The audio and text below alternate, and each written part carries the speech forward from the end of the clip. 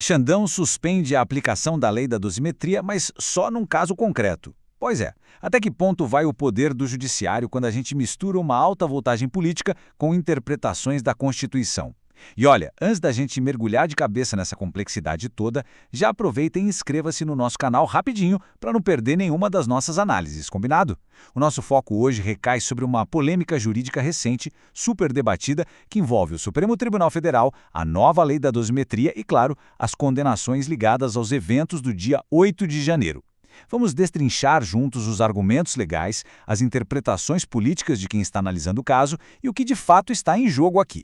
Essa manchete aí captura perfeitamente o centro de uma baita confusão que rolou recentemente nas redes sociais e na mídia. A fonte que a gente está dissecando aponta que teve muita desinformação rolando. Teve gente e até analista sugerindo que o ministro Alexandre de Moraes teria simplesmente derrubado ou suspendido toda a lei da dosimetria de uma tacada só. Só que, pessoal, não foi bem assim. A decisão não engavetou a lei como um todo, não. A suspensão aconteceu sim, mas foi algo cirúrgico, focado em um único pedido de recálculo de pena. E aí vem a pergunta que não quer calar. Será que o magistrado pode mesmo pausar os efeitos de uma lei que já está valendo só para um indivíduo específico? É exatamente essa tensão que dita o ritmo do nosso debate de hoje. Para desfazer essa confusão de vez, a gente precisa traçar uma linha bem clara. De um lado, a gente tem o que o pessoal do direito chama de suspensão abstrata. Se isso tivesse rolado, a lei estaria travada e sem efeito para todo e qualquer cidadão no Brasil. Mas do outro lado, a gente tem a realidade nua e crua dos fatos. A suspensão aconteceu em um caso específico. O material que estamos analisando destaca que essa pausa foi direcionada exclusivamente à execução penal da Nara Faustino de Menezes, que é uma das pessoas condenadas pelos atos de 8 de janeiro. A defesa dela tinha pedido o recálculo da pena baseando-se justamente nessa nova lei da dosimetria. Só que o ministro, que é o responsável por essa execução, barrou a aplicação imediata nesse processo em particular. A fonte bate muito nessa tecla. A lei não foi apagada do sistema. Ela continua lá, firme e forte, mas teve seu efeito bloqueado nesse pedacinho específico do tabuleiro jurídico. Mas aí a gente se pergunta, qual foi a justificativa legal para embasar essa pausa tão seletiva? É aqui que entra um conceito-chave, a tal da ADI, ou Ação Direta de Inconstitucionalidade. O argumento central da decisão foi que essa nova lei da dosimetria começou a ser questionada lá no Supremo através dessas ADIs que foram movidas por partidos políticos. Então, a justificativa oficial diz o seguinte: a simples existência dessa contestação formal já cria o que se chama de fato processual novo e relevante. A lógica é basicamente essa. Já que a lei está lá, sob a lupa do tribunal e pode até ser declarada inconstitucional pelo plenário no futuro, aplicar esses benefícios de redução de pena agora seria dar um passo maior que a perna. Seria, no mínimo, precipitado. Isso nos leva direto para a frase exata que serviu de âncora para essa decisão. Abre aspas. Recomendando a suspensão da aplicação da lei por segurança jurídica até a definição da controvérsia. Fecha aspas. O ministro argumenta que conceder essa redução de pena agora, nesse exato momento, ia criar um baita cenário de instabilidade, a famosa insegurança jurídica. Pensa comigo, seguindo a lógica da decisão. Imagina essa pena reduzida hoje e daqui a uns meses o plenário do STF decide que a lei da dosimetria é inconstitucional. Todo aquele cálculo teria que ser desfeito. Ou seja, pegariam alguém que teve a pena reduzida por lei e forçariam o retorno dessa pessoa para uma pena bem mais longa lá na frente. Então a alegação é que essa suspensão funciona como um escudo, protegendo o sistema desse vai e vem, pelo menos até o tribunal bater o martelo de forma definitiva.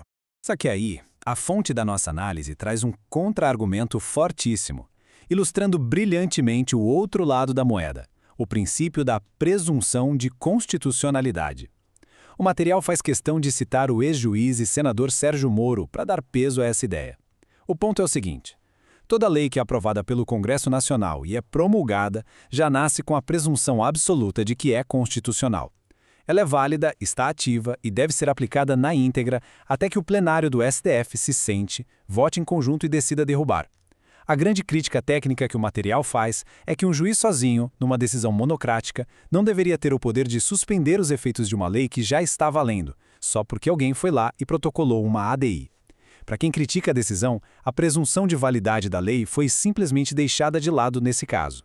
E avançando mais um pouco na crítica jurídica, a gente esbarra em outro pilar essencial do direito penal, o princípio indúbio pro réu. A análise aponta que aquela justificativa de segurança jurídica, usada para manter a pessoa numa pena mais longa, estaria, na verdade, de cabeça para baixo. No direito, a regra é clara. Quando bate aquela dúvida ou tem um conflito de normas, a balança da justiça tem que pender para o lado mais favorável ao réu. Então, se a lei da dosimetria está em vigor hoje, a fonte defende com unhas e dentes que ela tem que ser aplicada agora mesmo para beneficiar quem foi condenado. Se, num futuro incerto, o STF julgar a lei inconstitucional, bom, aí o problema seria revisto depois. Mas, segundo a avaliação do material, negar um benefício que está garantido por lei hoje, só por conta de uma chance futura de inconstitucionalidade, é uma violação seríssima das garantias mais básicas. E é exatamente aqui que o jogo de xadrez jurídico cruza a linha para a interpretação política. E, gente, é super importante notar que a fonte olha para toda essa manobra com muita, mas muita desconfiança mesmo. De um lado, a gente tem o fato objetivo, a pausa na aplicação da lei naquele caso específico. Mas olha o outro lado, a leitura política da fonte. Eles afirmam que essa decisão estaria carregada de ressentimentos pessoais sobre os atos de 8 de janeiro e a análise sustenta que o objetivo real não tem nada a ver com segurança jurídica e sim com uma estratégia política bem calculada para atrasar a redução das penas e, com isso, agradar uma base política mais à esquerda. O material usa palavras pesadíssimas, chegando a descrever a atitude como ato ditatorial. Nós estamos trazendo essas visões de forma imparcial justamente para mostrar o quão politicamente carregado esse debate se tornou. Diante desse bloqueio todo, o campo de batalha jurídico se dividiu em duas rotas bem claras para os advogados de defesa. O primeiro caminho é tentar o pedido de recálculo direto no chamado juízo de execução. Só que, para os condenados do 8 de janeiro, isso cai invariavelmente na primeira turma do STF, ou seja, direto na mesa do próprio ministro Alexandre de Moraes. E foi justamente por esse caminho que a gente viu a suspensão acontecer, como acabamos de dissecar. Já o segundo caminho é a grande alternativa, entrar com uma ação conhecida como revisão criminal. E por que isso importa? Porque a revisão criminal, pela natureza dela, acaba sendo direcionada para a segunda turma ou para outros juízes dentro do tribunal. Isso cria uma espécie de via paralela e independente dentro do sistema. Então, qual é a tática recomendada pelos analistas jurídicos citados na fonte? O roteiro é bem prático. Passo 1. Fugir a todo custo do juízo de execução, evitando a primeira turma. Passo 2. Protocolar a tal da revisão criminal. E passo 3. Buscar ativamente a decisão de um magistrado diferente. A lógica por trás dessa manobra é que, na visão da fonte, o processo de execução ganhou contornos muito políticos e personalistas. Ao escolher a revisão criminal, a defesa faz uma aposta. A aposta de que um outro juiz, numa turma diferente, vai olhar para o caso puramente pela ótica técnica, avaliando apenas se a lei da dosimetria está valendo. A grande esperança estratégica aqui é que um juiz diferente simplesmente obedeça a lei vigente, faça o recálculo e contorne aquele primeiro bloqueio. O que nos joga de forma inevitável para a nossa grande questão final. Será que os outros ministros do STF vão seguir essa recomendação de suspensão ou vão aplicar a lei que está vigente? O ministro relator foi lá e deixou registrado que, por conta da segurança jurídica, recomenda que a lei não seja aplicada por juiz nenhum até o julgamento final das ADIs. Mas a verdadeira incógnita é essa. Será que o resto da Suprema Corte vai acatar passivamente essa recomendação?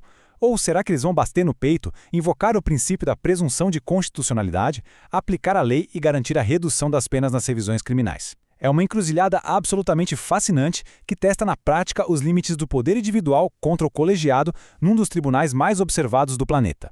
Certeza que isso ainda vai dar muito pano para manga. O que vocês acham que vai acontecer? Muito obrigado por nos acompanhar em mais essa análise detalhada. A gente se vê na próxima.